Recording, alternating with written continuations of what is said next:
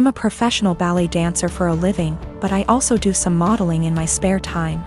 Last weekend, I was doing a latex shoot. Before anybody says anything, it wasn't anything fetish-wise. It was just a shoot that called for wearing more uncommon types of fabrics. My outfit was a black full-body catsuit, so think of a skin-tight garment that covers from neck to toe, including gloves.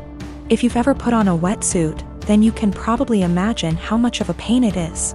It's a pretty in-depth process that involves lots of baby powder, a lot of sweat, and some less than ladylike stances.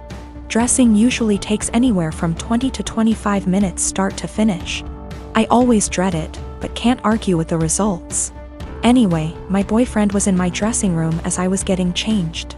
He doesn't always come along for shoots, but I needed him that day because my car is being repaired and we needed to go somewhere afterwards. His one kinda annoying thing is that he talks to me while I'm getting changed even though I very politely asked him to let me do it in peace. If I'm just putting on a dress or something less complicated, it's not a problem.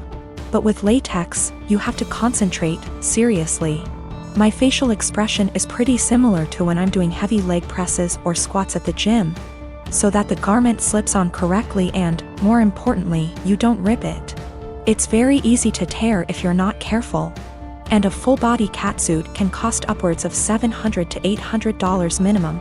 So as I'm struggling, may have been on the floor on my back with my feet up on a chair, pushing my butt up to get the garment over my hips, he won't stop talking. Come on, girl, you got this. Do you want help? I don't think you put on enough baby powder. Babe, you got this, get that big ass in there. And I politely asked him several times to just let me concentrate. He responds by saying, relax, I'm just trying to help, before patting me on the butt. I'd had enough. I demanded he stand outside because he was being super distracting and I couldn't afford to rip the garment. I didn't ask him to help because there's a technique to getting latex on and he doesn't have it. He got all pissy and was like, whatever, maybe you need a bigger size anyway, before leaving the shoot completely and taking the car. I had to get an Uber home after the shoot.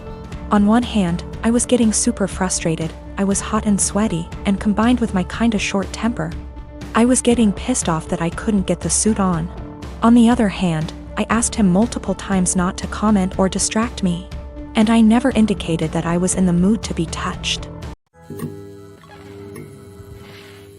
I travel for work and my employer allows me to spend up to $100 / day on food. If I don't use it, I don't get to pocket the money.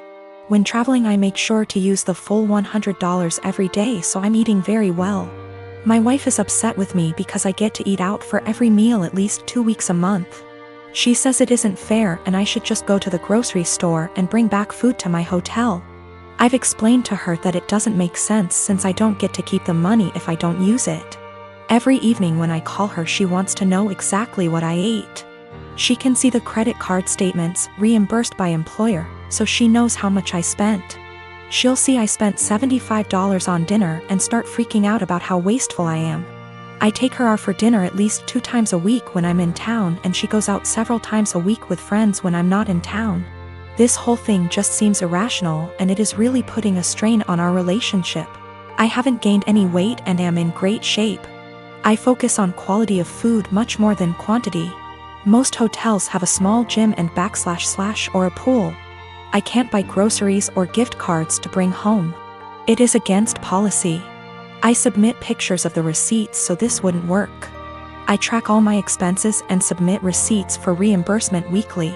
I float the money for 7 days max. Usually I have around $3,000 to $4,000 in expenses per week, which we can make work without any issues since I pay for all my food, airfare, hotels, and car rentals myself. I collect an enormous amount of points and other perks.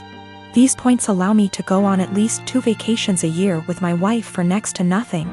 We went to Spain early this year for 2 weeks and spent under $400 for the entire trip. Not using a company card is one of the best perks. Using a different credit card is not on the table. My wife and I have all our finances together. We both think it's important to be 100% transparent with money. We don't have any kids. She started a business selling Mary Kay a few years ago. She is working really hard to expand and find new customers. She likes the idea of being her own boss, and I try to do everything I can to support her. I'm rarely gone for 2 weeks at a time. Sometimes I'm gone for only 2 days. On average, a trip lasts 5 days, and I go on 3 a month.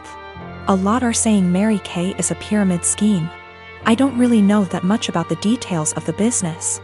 I see a lot of women selling makeup, candles, and diet-related products, so I thought this was normal. We've put in around $50,000 over the past 2 years. Most of the money goes towards buying inventory and training seminars. I'll have to do some research to see what is going on. My day-to-day is anything but glamorous. I've spent more time in the airport than I even care to think about. Things go wrong often on the logistical side.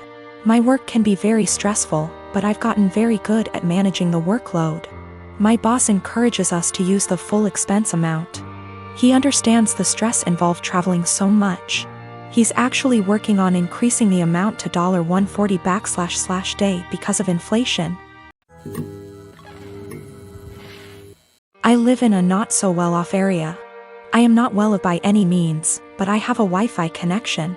My Wi-Fi has a 4-device limit. It's the cheapest plan they have. My neighbors have a 12-year-old daughter who has to attend online classes. I know her well because she comes over fairly often to hang out with my daughter as they are friends. Her name is Shania. We live in India. Shania is an Indian name. I am also Indian. Shania's parents told her they cannot afford Wi-Fi, so she asked me if she can use mine. I agreed, and said the only condition was that she has to study hella hard and do her best. She agreed and has been using it for a while.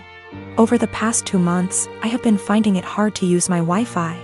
The web portal for the Wi-Fi says 4 devices are constantly connected to it when all I am using is my phone, and my daughter is using her laptop. Sometimes, my daughter can't connect to her own classes and uses data. I asked Shania about it last week, and she said her parents forced her to tell them the password and that they have been using it. I went and spoke to her parents about it, and said that it is only for her to be able to attend classes. They said they will stop using it. But over the week, 4 times my daughter's classes got interrupted because there were multiple devices trying to use it. Yesterday, Shania told me that our other neighbors also have the password and are also using it, that her parents gave it to them. I went and warned her parents again, said I will change the password, but they made false promises again and shut their door. I changed the password and gave Shania the new one, but her parents forced it out of her again. My daughter's education needs to take priority. Her classes are important. I can't let her education take a back seat, but if I change it again and not give Shania the password, her education will get affected. My sister and her husband have been struggling with infertility since they got married 12 years ago. They've tried absolutely everything, from medical to spiritual, but unfortunately, nothing works. Now that she's approaching late 30s, they're starting to look into adoption, but it's also been a slow going. Since their financial condition isn't exactly stable from multiple rounds of fertility treatments they went through. I can only imagine the struggle, and I sympathize with her. But the stress this situation is bringing her and her husband honestly puts a strain on our relationship. My husband and I lost our best friends, Mason and his wife, Kate, 2 weeks ago in a horrible car accident. They left behind their son Pete, who isn't even 2 yet. It was so sudden and so heart-wrenching. We're still grieving, which lowers out contact with a lot of people, including my sister and Bil. Our main concern right now is ourselves and Pete, whose custody has come to us because we're both his godparents. Actively engaged in Pete's life since his birth. And because Mason and Kate have neither left a will nor have immediate living relatives who can take him in. We've decided to adopt Pete as soon as we can stomach the process. My husband and I never planned on having kids, and even if we did, this is absolutely not the way we want to go about it. The situation is far from ideal, but we're starting the adoption process yesterday, for Pete's safety if nothing else.